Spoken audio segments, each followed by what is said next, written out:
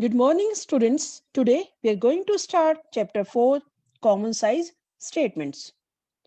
And today I will discuss with you the format of common size balance sheet and the questions related to it. What is the format of common size balance sheet? जो पिछला आपने comparative balance sheet किया था, comparative statement और common size के काफी जो column है वो तो सेम है. जैसे आपने ये पर्टिकुलर्स कॉलम है, ये आपका सेम जाएगा, नोट नंबर सेम जाएगा, एब्सोल्यूट अमाउंट यानी वही सेम, पहले previous year then current year. और उसके बाद बस ये कॉलम आपके जो ये वाला है, दो कॉलम ये चेंज होंगे. अब इसे कॉमन साइज में निकालना है percentage of balance sheet total. ये दोनों ईयर्स की इसमें परसेंटेज आएगी, प्रीवियस ईयर की भी और करंट ईयर की भी. 31 मार्च 2018 की भी परसेंटेज आएगी और 31 मार्च 2019 की भी परसेंटेज जाएगी. तो सबसे पहले आपने लिखना है common size balance sheet as at 31 March 2018-19. Then वही same column particulars, note number, amount previous year, amount current year. ये तो इतना तो सिमिलर है जितना आपने कंपैरेटिव स्टेटमेंट्स में किया था, बस दो कॉलम चेंज है. यहाँ पर है percentage of balance sheet total, यानी परसेंटेज ऑफ बैलेंस शीट में 2018 की परसेंटेज है, 2019 की परसेंटेज है.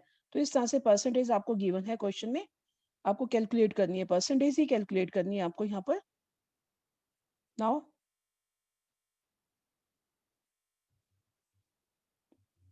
This is the format same. Equities and liabilities, पहले इक्विटीज एंड लायबिलिटी साइड आएगी, same first head share holder fund. बस बार बार आपका ये बैलेंस शीट का फॉर्मेट आता रहेगा. इतने टाइम में तो आपका आइटम से लर्न हो जाती है, हेड्स और सब हेड सब रिवाइज हो जाएंगे.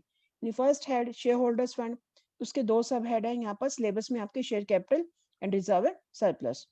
Second head non current liabilities, long term borrowing and long term provisions, only two sub head है. And third head is current liabilities and इसके फोर सब हेड है, short term borrowings, trade payables, other current liabilities and short term provisions. ये same वही है जो आपने comparative में किया था. तो likewise this is the asset side. तो एसेट साइड में भी सेम हेड्स और सब हेड है, non current asset, fixed asset, tangible और intangible, non current investments, long term loans and advances. These are the three sub heads of non current assets. और second head कौन सा, current asset, उसके under ये सारी 6 items है, current investment, inventories, trade receivables, cash and cash equivalents, short-term loans and advances, and other current assets. वही same total है फिर दोनों साइड का. अब आपने इसमें कंपैरेटिव और कॉमन साइज में क्या डिफरेंस है? कंपैरेटिव और कॉमन साइज में डिफरेंस है सिर्फ दो कॉलम का, बाकी सब सेम है. ये 2 कॉलम्स वहां पर था, वहां पर थर्ड कॉलम किसका होता था, इंक्रीज और एब्सोल्यूट चेंज का, फिर परसेंटेज निकालते थे. वो कॉलम आपका हॉरिजॉन्टल चलता था, ऐसे चलता था. ठीक है, ऐसे कर पहले previous year then current year, then फिर इन दोनों का डिफरेंस, देन इनकी परसेंटेज. तो बट जो है आपका कॉमन साइज है, this is vertical statement. Vertical statement का मतलब क्या है? वर्टिकल स्टेटमेंट का मतलब ये है कि आपको यहाँ पर वर्टिकली चलना है. वर्टिकली मतलब जैसे आपके पास ये थर्ड कॉलम है, percentage of balance sheet 2018 and 2019, जो थर्ड और फोर्थ कॉलम है यहाँ पर. तो इसमें क्या है, जैसे मान लो इसमें है परसेंटेज ऑफ बैलेंस शीट के टोटल का परसेंटेज निकालना है.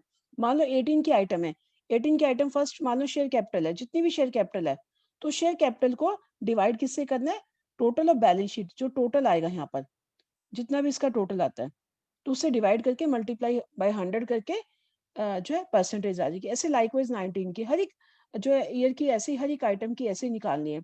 तो I am going to explain this question with the help of illustration 1. तो इससे बता रही कॉमन साइज स्टेटमेंट कैसे सॉल्व करना है. तो क्वेश्चन ही ले लेते हैं. तो first illustration is following information is related to Oxford limited. तो ये सेम वैसे ही फॉर्मेट दिया हुआ है जैसे equity share capital, preference share capital, reserve and surplus, ये तीनों कौन सा हेड है, शेयर होल्डर फंड के हैं. तो इसको इस तरह से बैलेंस शीट में लिखना पड़ेगा. देन नॉन करंट लायबिलिटीज है, फिर करंट लायबिलिटीज है, लायबिलिटीज की सेकंड पहला कॉलम हो गया head share holder fund, second head is non current liabilities and third is current liabilities. फिर दोनों एसेट साइड के हेड्स हैं, नॉन करंट एसेट और current asset. Now I am going to explain how you have to solve this common size balance sheet. तो आपने सबसे पहले जितनी भी आइटम्स हैं, ये सारी आइटम्स को यहाँ पर लिख लेना है, जितने भी हेड्स हैं, जितने भी सब हेड्स हैं, और जितना टोटल लिखने के बाद आपने फॉर्मेट बना के प्रॉपर वे से सारी आइटम्स को यहाँ पर लिख लेना है। तो पहले आपने प्रीवियस ईयर की अमाउंट जितनी भी है सारी लिख लेनी है, फिर आपने करंट ईयर की लिख लेनी है जितनी भी अमाउंट है।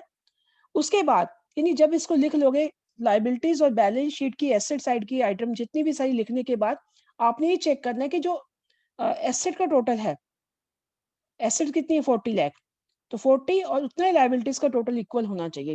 यानी 2018 में इन दोनों का टोटल इक्वल होगा और 2019 में इन दोनों का टोटल इक्वल होगा। तो आपने जरूर चेक कर लेना है। उसके बाद बाकी फॉर्मेट तो आपका सारा सेम है। उसके बाद आपके पास ये न्यू कॉलम चेंज होने हैं जो कि कंपैरेटिव के हैं। बिल्कुल सादा कंपैरेटिव का कॉलम है यहाँ तक 19 तक। उसके बाद कॉमन साइज में क्या चेंज होना है, कॉमन साइज में आपने सिर्फ ये लिखना है percentage of balance sheet total. यानी यहाँ पर 2018 परसेंटेज जरूर लिखनी है और 2019 की परसेंटेज इसे आपने जरूर लिखना है। तो अब आपने करना क्या है कि परसेंटेज कैलकुलेट कैसे करते हैं। यानी 18 में 18 की परसेंटेज आएगी और 19 में 19 की अमाउंट की परसेंटेज आएगी। तो 18 में पहले शेयर कैपिटल है, कितना है शेयर कैपिटल 18। अब इसको यानी बेस ईयर क्या, बेस अमाउंट कितनी लेनी है 18 का, तो बेस हमने लेना है टोटल ऑफ बैलेंस शीट। तो टोटल कितना 40। तो इस तरह से हम इसकी परसेंटेज निकाल लेंगे 18/40 मल्टीप्लाई बाय 100, तो इट विल बी 45%। तो इसे हम यहाँ पर 45% लिख देंगे। उसके बाद next reserve and surplus 4/40 multiply by 100 it will be 10%। 14/40 multiply by 100 it will be 35%। 4/40 10% and total will be 100। तो टोटल हमेशा 100 ही आएगा, इसमें ध्यान रखना। लाइकवाइज 2019 उसकी भी परसेंटेज ऐसे निकालनी है आपको। 18 डिवाइड बाय, अब 45 से डिवाइड करोगे multiply by 100 it is 40। 5.40 divide by 45 वो आ जाएगी 12%। 14.40 divide by 40 32% and 7.20 divide by 45 multiply by 100 तो करना ही है परसेंटेज में, इट विल बी 16। तो इसका टोटल भी क्या आ जाएगा, इक्वल ही आ जाएगा आपका।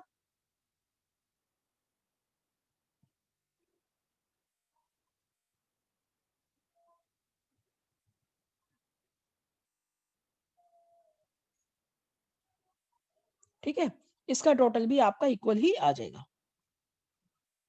In this way you can solve questions up to 3 easily. Now I am going to explain practical question 3.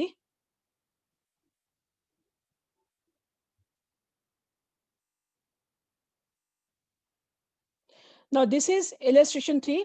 How you have to solve this question, same आपको यहाँ पर क्वेश्चन प्रॉपर दिया हुआ है।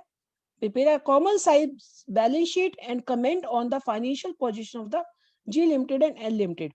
The balance sheet of G Limited and L Limited ये दी हुई है आपको। अब यहाँ पर क्या है कि ईयर का कंपैरिजन नहीं है, दो फर्मों का कंपैरिजन है।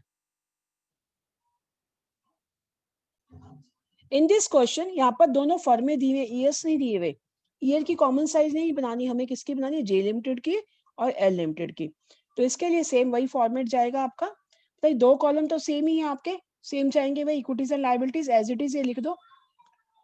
टोटल सारी पूरी जी लिमिटेड और L limited as it is आपका जाएगा, तो एज इट इज आप लिख दोगे। बस इसमें दो कॉलम आपने ऐड करने हैं। कौन से ऐड करने हैं, परसेंटेज ऑफ बैलेंस शीट यानी परसेंटेज ऑफ टोटल।